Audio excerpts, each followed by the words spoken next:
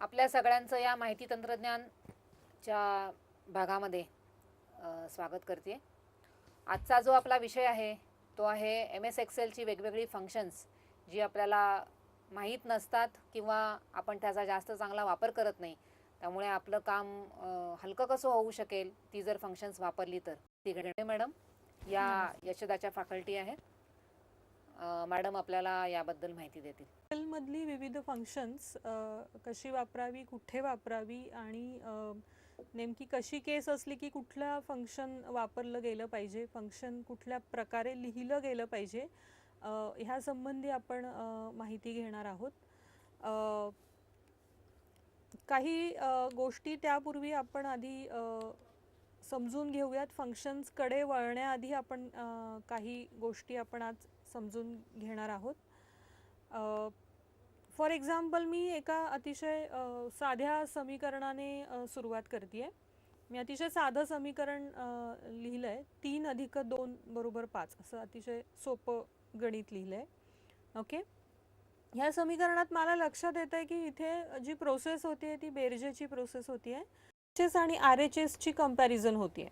3 आणि 2 ह्यांची बेरीज आणि 5 ह्यांची कंपॅरिझन होती आहे.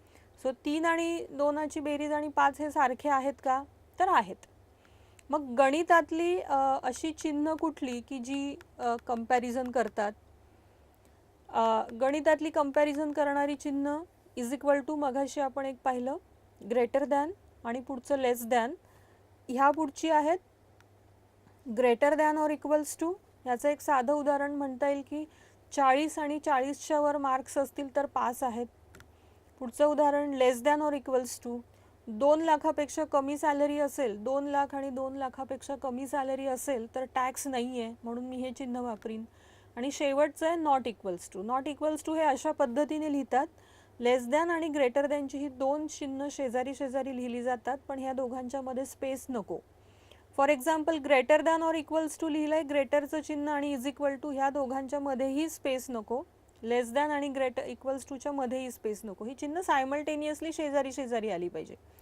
नॉट इक्वल्स टू आपण गणितात लिहिताना 2 आडव्या रेष आणि त्याच्यावर एक तिरकी रेष मारतो. So not equals to is written like this, पण आपण एक्सेलमध्ये ह्या पद्धतीने लिहिणार आहोत. मग मी जर म्हणले की 3 आणि 2ची बेरीज इज इक्वल टू 6 असं जर मी लिहिलं, या 5च्या ऐवजी 6 जर इथे लिहिले तर आहेत का 3 आणि 2ची बेरीज ही 6 आहे का? तर नाही आहे. मग तोंडी अशा गोष्टी सोडवताना मला उत्तर येस किंवा नो मिळतं आहे. मी म्हणते येस, 3 आणि 2ची बेरीज आणि 5 हे इक्वल आहे. 3 आणि 2ची बेरीज आणि 6 हे इक्वल नाही आहेत. सो ज्या वेळेस मी हे तोंडी म्हणते किंवा स्वतःशी बोलते त्यावेळेस त्याचं उत्तर येस नो येतं. मग हे एक्सेलमध्ये टाकलं तर काय होणार आहे? For example I am writing 3 + 2 = 5. So मी जेव्हा येस म्हणते तेव्हा एक्सेल काय म्हणतंय? ट्रू म्हणतंय. For example I am writing is 32 is less than 34. Sorry, इथे एक चूक झाली आहे. लेस दॅनच्या ऐवजी I put here /. 31 I am writing is 31 greater less than 32. yes, it's true. I am editing this. is 31 is less than 30, it's false. मग ही चिन्ह मी जेव्हा वापरते तेव्हा गणितात आपण ह्यातला हो किंवा नाही अशी उत्तर येत आहेत, पण एक्सेलमध्ये ह्याचं उत्तर येणार आहे ट्रू किंवा फॉल्स. या एका साध्या लॉजिकवर एक्सेलमधले लॉजिकल फंक्शन्स नावाचा एक प्रकार आहे. इफ अँड ऑर ह्या एका छोट्या गोष्टीवर ही तिघी चौघं फंक्शन्स ही अवलंबून आहेत. ह्याचा आपण वापर नक्कीच बघणार आहोत. आपण परत आता एक्सेलमधल्या काही चिन्हांकडे जाऊयात. इथनं आपण ॲरिथमॅटिक ऑपरेटर्स म्हणजे अशी चिन्ह की जी फक्त अंकांसाठी वापरली जातात ती शोधली. ही 6 चिन्ह मी लिस्ट आउट केलीत, फक्त अंकांसाठी वापरली जाणारी. पुढचा प्रकार म्हणजे कंपॅरिझन करणारी चिन्ह की ज्याचा रिझल्ट नेहमी ट्रू किंवा फॉल्स येतो. ट्रू अँड फॉल्स नाही, it's true or false, right. True किंवा फॉल्स येतो अशी कुठली चिन्ह आहे? सो इज इक्वल टू जे आपण पहिल्यांदा बघितलं पहिल्या इक्वेशनमध्ये, ग्रेटर दॅन, लेस दॅन. कंपॅरिझन ऑपरेटर्स वापरताना अजून विशेष करून सांगण्याची गोष्ट ही की कंपॅरिझन ऑपरेटर्स आपण वापरतो तेव्हा ते दोनच व्हॅल्यूजमध्ये वापरतो. फॉर एक्झाम्पल तुमचा एक 40 जणांचा वर्ग आहे आणि मी तुमची काहीतरी एक परीक्षा घेतली. त्या परीक्षेमध्ये मला शोधायचं आहे की सर्वात हायेस्ट व्हॅल्यू कुणाला मिळाले, सगळ्यात हायेस्ट मार्क्स कुणाला मिळाले. तुमच्या मार्कांची यादी माझ्याकडे आहे. मग त्या यादीमध्ये मी पहिले 2 नंबर्स घेईन, त्यातला हायेस्ट शोधीन आणि तो परत पुढच्या व्हॅल्यूशी मी कम्पेअर करीन. म्हणजे ज्यावेळेस आपण कंपॅरिझन करतो त्यावेळेस आपण ती फक्त 2च व्हॅल्यूजमध्ये करतो आणि ज्यावेळेस आपल्याला एका व्हॅल्यूची अनेक व्हॅल्यूजशी कंपॅरिझन करायची असते त्यावेळेस त्याच्या लिहिण्याच्या पद्धती ह्या वेगळ्या असतात. सो हा एक मुद्दा इथे लक्षात घेण्याजोगा आहे की कंपॅरिझन आपण जेव्हा करतो नॉर्मली गणितात किंवा सामान्यपणे किंवा एक्सेलमध्ये आपण जेव्हा कंपॅरिझन करणार आहोत ती 2च व्हॅल्यूजमध्ये करणार आहोत. कंपॅरिझन करण्यासाठीची चिन्ह हे वेगळी आहेत. ओके, आपण आता वेगवेगळ्या प्रकारचे ऑपरेटर्स बघतोय. पहिला प्रकार मी तुम्हाला सांगितला तो ॲरिथमॅटिक ऑपरेटर्स. ॲरिथ म्हणजे अंक, अंकगणित, अशी चिन्ह की जी फक्त अंकांसाठी वापरली जातात. दुसरा प्रकार कंपॅरिझन करणारी चिन्ह, ती मी आत्ता लिस्ट आउट तुम्हाला करून दाखवली, राईट. आता आपण तिसऱ्या प्रकाराकडे वळूयात. फॉर एक्झाम्पल मी जेव्हा काम करताना आपण काही विशिष्ट शब्द सतत वापरत असतो की मला डेटा ॲनालाइज करायचा आहे, डेटा ईमेल करायचा आहे, डेटा एंटर करायचा आहे, डेटा सेंड करायचा आहे. What exactly mean by this data? डेटाचा अर्थ काय होतो? ओके, फॉर एक्झाम्पल आत्ता मी एका डिपार्टमेंटसाठी काम करते आहे. मला तुमचा एक पर्सनल डेटा, तुमचे नावं, तुमचे ईमेल, फोन नंबर्स, पत्ते, तुमचं डेझिग्नेशन ह्या प्रकारचा जर डेटा एंटर करायचा असेल तर नावं म्हटल्यानंतर सगळ्यात पहिल्यांदा माझ्याकडे मला लागणाऱ्या गोष्टी म्हणजे मला टेक्स्ट एंटर करायला लागणार आहे. ओके, टेक्स्ट आलं म्हणजे टेक्स्ट कशापासून तयार होणार आहे? Small A to Z, ABCD up to Z, capital ABCD up to Z, right. आणि अजून डेटामध्ये आपल्याला टेक्स्ट लागेल आणि काय लागणार आहेत? Numbers. Numbers is the pure combination of 0 to 9. 0 to 9चे जे कॉम्बिनेशन्स होतील दीज आर द नंबर्स. जी स्पेशल कॅरेक्टर्स म्हणजे जी अशी चिन्ह आहेत आपण वापरतो, comma, dot, semicolon, double inverted comma, brackets, operators, ह्या सगळ्या गोष्टी मी इन्क्लूड करत नाही आहे कारण आपण हे स्पेशल कॅरेक्टर्स आपण टेक्स्टसोबत किंवा नंबर्ससोबत दोघांसोबत वापरतो. फॉर एक्झाम्पल नंबर्ससोबत आपण डॉट वापरतो डेसिमल म्हणून, किंवा फॅक्टोरियल कदाचित तुम्हाला माहिती असेल तर त्यासाठी आपण एक्सक्लेमेटरी मार्क वापरतो. आपण ब्रॅकेट्स वापरतो काही फंक्शन्स लिहिताना, गुणाकार भागाकार करताना. आणि टेक्स्टसोबत आपण कॉमा, स्वल्पविराम, semicolon, double inverted comma, question mark, forward slash अशा गोष्टी आपण वापरत असतो. So data is generated by text and numbers. Okay, text is the combination of small a to z, capital A to z. One more thing I left here, it's very important, that is the space. जगात space नसती तर आपण काहीच वाचू शकलो नसतो. Okay, so space हे 2 शब्दांना सेपरेट करते आणि त्यामुळे आपल्याला तो एक शब्द हे कळतं आणि दॅट ग्रुप ऑफ कॅरेक्टर्स जेव्हा असतो तो मिळून एक शब्द तयार होतो आणि तो शब्द आपल्याला वाचायला सोपा पडतो. ज्या पद्धतीने आपण एची की प्रेस केल्यावर ए प्रिंट होतो तशी स्पेस प्रेस केल्यावर स्पेस प्रिंट होते. त्यामुळे space, though space is the invisible character, त्याला एक्झिस्टन्स आहे. So text is the small a to z, capital A to z, space, and numbers are the pure combination of 0 to 9. आपण इथे बघूयात, हा एक value मी इथे लिहिली आहे. हा टेक्स्ट आहे की नंबर आहे? Obviously this is the number. Okay,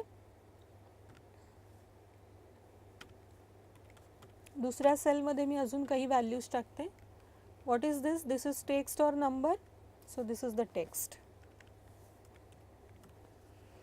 okay, 31 हा मी नंबर लिहिला आहे, ए हा टेक्स्ट आहे, राईट. थोडंसं पुढे जाऊन मग मी विचारीन की व्हॉट इज दिस? 31A अशी जर माझी व्हॅल्यू असेल, फॉर एक्झाम्पल तुमचे एम्प्लॉई ID किंवा आता इंडस्ट्रीमध्ये जाल तर तुम्ही प्रॉडक्ट ID किंवा प्रॉडक्ट की अशा ज्या बऱ्याच गोष्टी असतात मार्केटमधलं तुम्ही कुठलाही प्रॉडक्ट विकत घेतल्यानंतर प्रॉडक्ट आय डी त्या त्या कंपनीने जनरेट केलेला असतो. दॅट इज लाईक दिस. ह्या पद्धतीनेच तो लिहिला गेलेला असतो. सो आता हा 31A हा जो दिसतोय, what is this? This is a text or number. So this is purely text. मग मी म्हणेन की text is small a to z, capital A to Z, space and 0 to 9. कारण कुठलीही व्हॅल्यू, कुठलीही न्यूमरिकल व्हॅल्यू तुम्ही टेक्स्ट म्हणून वापरू शकता, पण कुठलाही नंबर तुम्ही टेक्स्ट म्हणून त्याला अप्लाय करू शकणार नाही. ओके, सो आपण नंबर्ससाठीची चिन्ह पाहिलीत, आता आपण टेक्स्टसाठीचं चिन्ह बघणार आहोत. Okay, for example Naveen worksheet घेते. A1 सेलमध्ये माझ्याकडे काही व्हॅल्यूज आहेत. फॉर एक्झाम्पल माझ्याकडे आहे यशदा आणि इथे आहे पुणे. ओके, ह्या दोन्ही टेक्स्ट व्हॅल्यूज आहेत आणि इथे आहे 31 आणि इथे आहे 32. राईट, 31-32ची जर मला बेरीज करायची असेल तर मी एक साधा फॉर्म्युला इज इक्वल टू ने सुरू करणार. पहिली व्हॅल्यू ऑपरेटर, दुसरी व्हॅल्यू, हा सिक्वेन्स आपण ठेवू. म्हणजे formula should start with equals to value operator value, ह्या नियमाने आपण अप्लाय करू. आता A1 आणि B1 ह्या ज्या व्हॅल्यूज आहेत ह्या न्यूमरिकल व्हॅल्यूज नाही आहेत, ह्या दोन्ही व्हॅल्यू टेक्स्ट व्हॅल्यूज आहेत. टेक्स्टचे आपण ॲडिशन, सबस्ट्रॅक्शन, मल्टिप्लिकेशन, गुणाकार, भागाकार आपण काहीही करू शकत नाही. दोन टेक्स्ट व्हॅल्यूज आपण कंबाईन करू शकतो. कंबाईन करणं म्हणजे कॉन्कॅटिनेट करणं. कॉन्कॅटिनेट म्हणजे जोडणं, एकमेकांना जोडणं. जोडल्यानंतर येणारा रिझल्ट असणार आहे Yashada Pune. Right, so A1 text operator is denoted by ampersand. हा आपल्याला अँड सारखा, अँड म्हणून आपण हा सिम्बॉल इंग्लिशमध्ये वापरतो. सो A1 एम्परसँड आणि B1. सो आपल्याला मिळणारा रिझल्ट आहे यशदा पुणे आणि हे आपलं होतं तिसरं चिन्ह. ओके, टेक्स्ट आणि concatenation operator, what it denotes?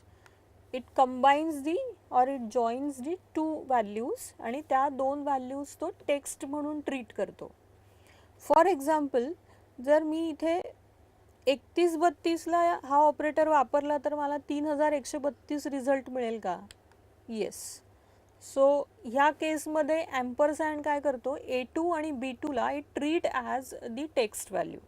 Right, so we will get 3132 like this. Fine. पुढल्या ऑपरेटरकडे आपण जाऊयात, नवीन ऑपरेटरकडे जाऊयात. फॉर एक्झाम्पल माझ्याकडे ह्या काही व्हॅल्यूज आहेत 23, 45, 89. ओके, ह्या 3 सेल्स माझ्याकडे आहेत B7, B8, B9. राईट, हे 3 सेल्स कशा आहेत? ह्या एकमेकांना चिटकून आहेत, एकमेकांना लागून आहेत, एकमेकांना अटॅच्ड आहेत. राईट, ही एक सेल, ही दुसरी आणि ही तिसरी. So a group of cells which are attached with each other is called as range. मग ह्या केसमध्ये group of cell which is attach with each other is called as range. मग इथे रेंज कुठली आहे? B7 पासून B9 पर्यंत. आणि ही रेंज लिहिताना आपण कसं लिहितो? B7 to B9. राईट, आणि ह्या इथे आपण कोलन हा ऑपरेटर वापरला and this colon is called as range operator and this is our 4th symbol. Okay, आपण परत काही गोष्टी रिवाइज करूयात.